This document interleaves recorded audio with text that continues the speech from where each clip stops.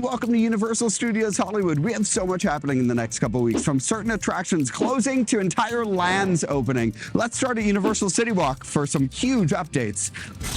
And here we are at CityWalk. Let's check out some stuff behind me. Starting with the Toothsome Chocolate Emporium and Savory Feast Kitchen, this is likely going to be the next thing that opens at Universal Studios Hollywood. Their kitchen appears to be fully stocked, the lights are on, they're even filling up the shop with merchandise and food offerings. The shop is on the right side across from the closed Grinchmas store, but this place looks absolutely crazy. It's hard to believe how fast they changed this over from Hard Rock Cafe. Just a reminder, here's what that used to look like. So since the last time we came here, they added umbrellas on the first level. The inside of the restaurant looks to be fully decked out, and I do like how on the back of the coming soon signs they say property of P. Toothsome, adding into the lore that's been written into this restaurant. On top of the kiosk outside, there is now a metal grate, and it looks like all of the groundwork has been done. And I, for one, am just very excited for a brand new flagship restaurant here.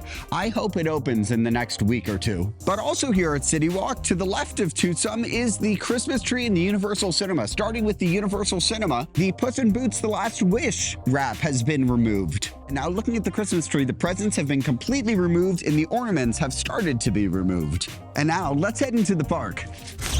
And you're back, you made it. And you know what? I realized there's one thing I completely forgot about, which is the all-new Celebrity Authentic store, which is probably going to be opening this month, maybe next month, we don't know. It's going to house autographed collectibles and all sorts of Hollywood memorabilia. Now let's head into the park.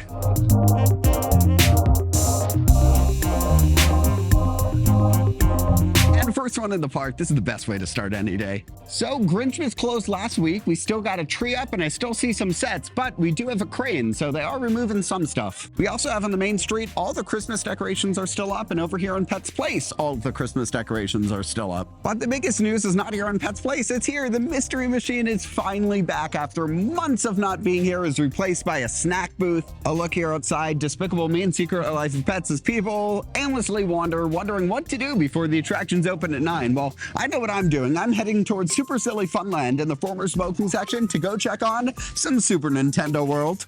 And this is going to be a very short update because the land has been open to people. There have been media that have been invited in the lands. So while there might be a couple things to add before opening, this is what it's going to look like. This is Super Nintendo World. Now, we do have a couple new additions that have been added in the last week, and that's, of course, the eyes on Bowser's Castle have now been painted this reddish yellow color. We also have some banners and some triangle shade structures to the right of Bowser's Castle, which will be part of the queue for the attraction. These mirror the triangle shade structures that are on the exterior queue themed to Yoshi's Island. We'll take a closer look at all of this stuff from the Starway, but here's a look at Super Nintendo World. Now, the big changes are actually going to be over here, looking at the Creative Campus, which is really bustling for a Saturday morning, and the building that took over the former commissary area. Both of these have grown and have really fleshed out over the last week or two. As I say every time I leave the former smoking section, do not smoke, it kills you.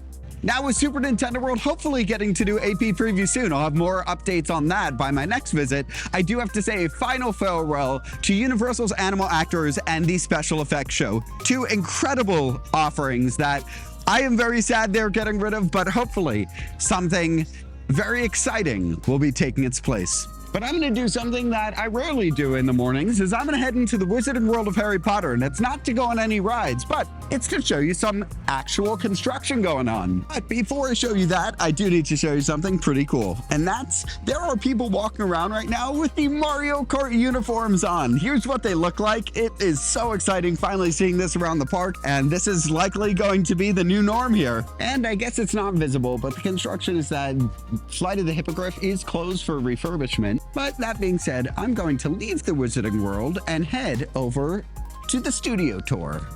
And I've not done the studio tour since probably Halloween Horror Nights, so I'm really looking forward to going back. I'm not expecting anything new, but we'll see what we can see. On the first tram of the day, I have the entire last row to myself. Here to the left side, we can see the Creative Campus. That entire 2 levels up there was not here a couple weeks ago. It's very exciting. All the fences have been removed outside of the Toadstool Cafe. And even though it very fast removed all the stuff around the Mario Kart building, building, they're likely not going to furiously get rid of these creative offices for quite some time.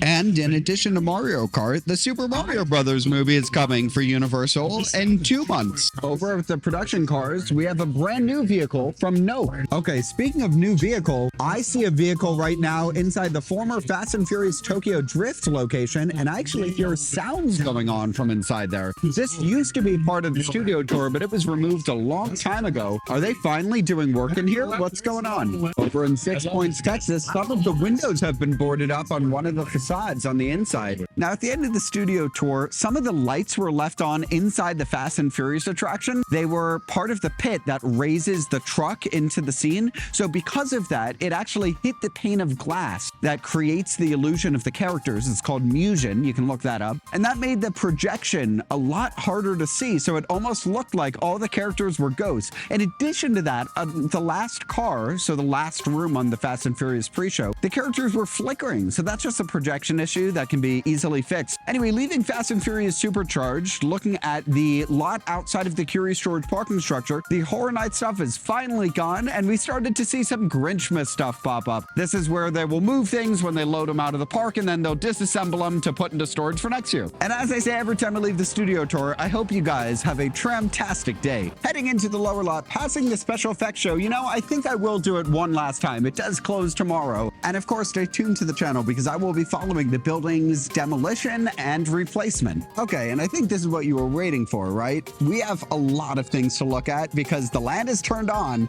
there are people in it, and let's just zoom in here. It is fantastic seeing Bowser's eyes like this, seeing the lights on in the queue, seeing everything moving. This is going to be such a welcome addition to the park, and if the AP preview site taught us anything, Universal and the industry is not ready for this. This is going to blow people away. Now, one thing that is new that I didn't notice from the former smoking section is the clouds have been painted on the side of the building. They used to be just one-tone white, and then they slowly got darker as they go down, but now they're two-toned, and some of them have a nice gradient on them. This is everything I've wanted it to be. Following this construction for years and years and years, seeing it like this, ready to open to team members in a week and to annual pass holders in 2, this is just great. A huge thank you to City Cruising in 4K for providing this incredible aerial video of Super Nintendo World, which was shared to YouTube the same day I was in the park, so maybe you'll see me in the background.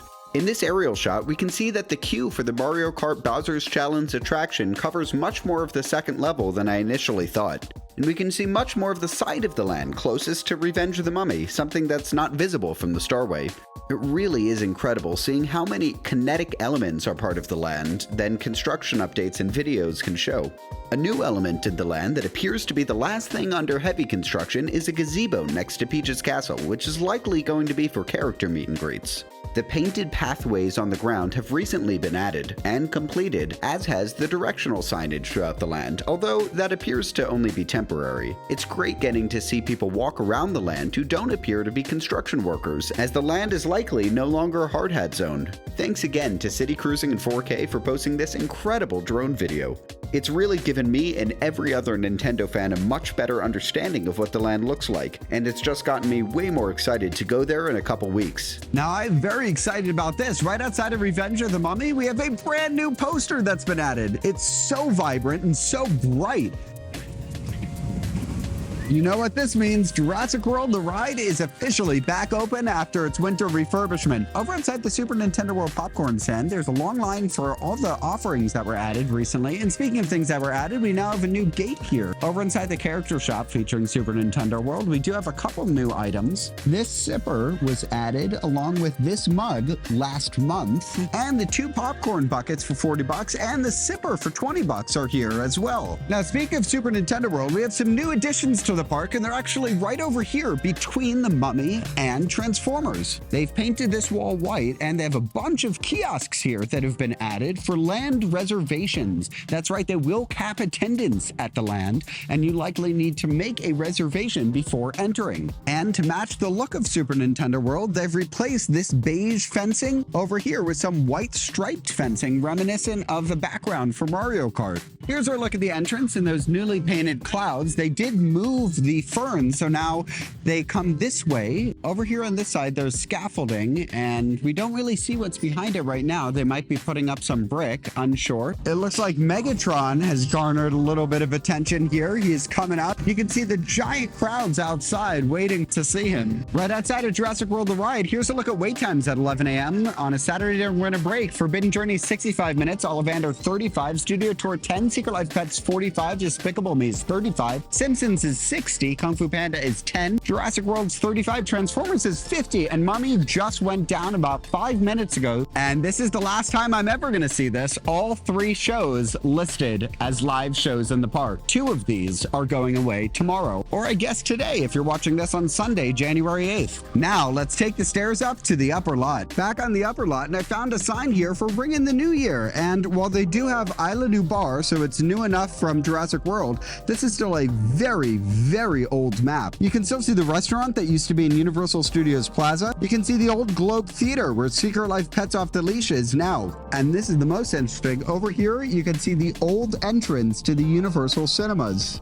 I decided to pop in and watch the special effects show one last time, and I am so glad I did. While the show is definitely not what it was before the pandemic, I think the fake fire stunt at the end is not really the way to end the show, but this is a fantastic show. It really is. This show is all about what this park really is about making movies. It's about showing how movies are made, and while a lot of the stuff in this show is fabricated, for the layman who doesn't know anything about the making of movies, it's a fantastic education. Here's a look around the theater as everyone was leaving, and then they turned the lights on, and I really had to leave, but I made sure to get one last photo by the stage. The special effects show does close tomorrow, or today, when this video is being posted, and I'm just so happy that this show existed, and I'm really excited for what comes next. So that being said, while there's so much more that I can do in the park today, I want to be able to give both animal actors and special effects show a proper send-off. So to all the team members, crew members, everyone who is involved in these shows since they started, thank you for really showing guests in the park what Hollywood magic is. I wish you luck in whatever you end up doing next, whether it's going to the Mushroom Kingdom or hanging out by Waterworld or something else. Thank you so much for everything you guys have done to bring these shows to life. And thank you guys for watching this one, and I'll see you guys in the next one.